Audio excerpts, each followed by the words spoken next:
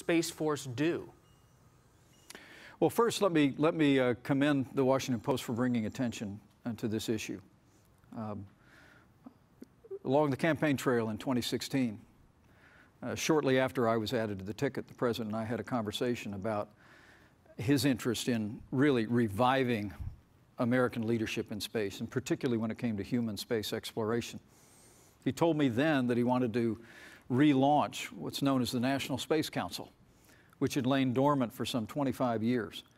And he asked if I'd be interested in chairing it, as previous vice presidents had done in American history. To be honest with you, Bob, I jumped at the chance. When I was elected to the Congress, when we first met, the one committee that I requested to be a part of was the NASA subcommittee of the Science Committee, because I have been a space enthusiast all my life, and it turns out the President of the United States shares that same passion.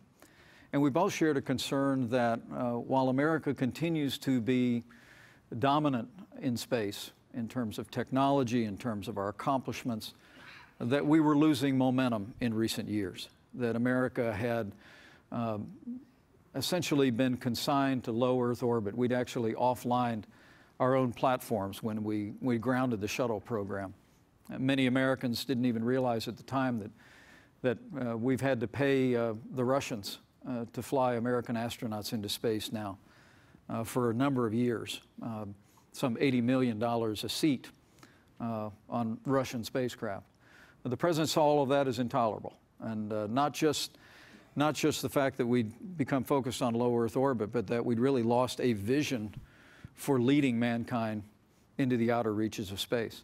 In his inaugural address, he spoke about that. He spoke about American leadership in the vast expanse of space. And shortly after the advent of the administration, we relaunched the National Space Council.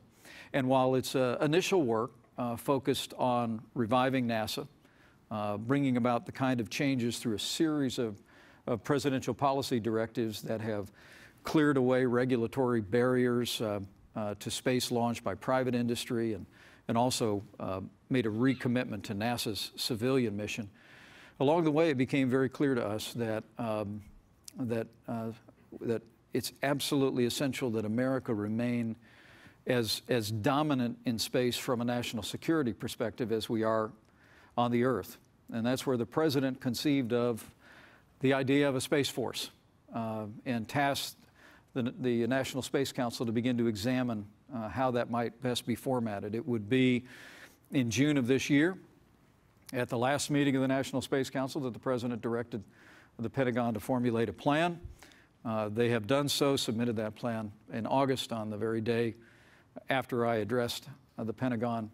Today, later at the War College, we'll be laying out a series of recommended policy directives for the President to put into effect what will ultimately result in the launch of a sixth branch of our armed forces, the United States Space Force. And the purpose of the Space Force will be to secure our vital national interests in space. Does that mean adding weapons to space? Well, what it means, Bob, is that we're going to protect American interests in space. I mean, to understand American defense today is to understand the interrelationship between our satellite technology and our aircraft, our ships at sea, submarines under the sea. Our warfighters on the ground regularly rely on information that is obtained, images that are captured by satellite technology. And so the first order of business is ensuring that the infrastructure of our satellite technology is protected. And the reality is, the more we look at our competitors in space, chiefly among them are China and Russia, we see the deployment of technologies by both of those countries, anti-satellite technologies. China, not long ago, actually tested a missile that took out one of their own satellites.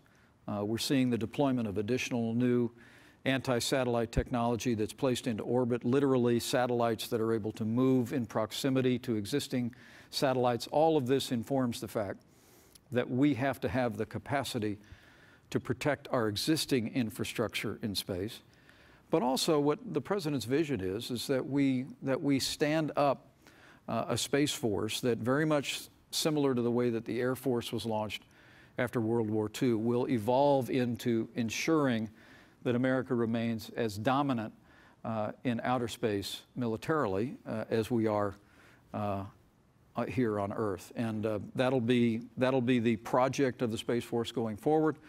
And there are a number of steps that will be launched in the very short term, but that will ultimately lead to the launch of a Department of the United States Space Force in the next National Defense Authorization Act. What about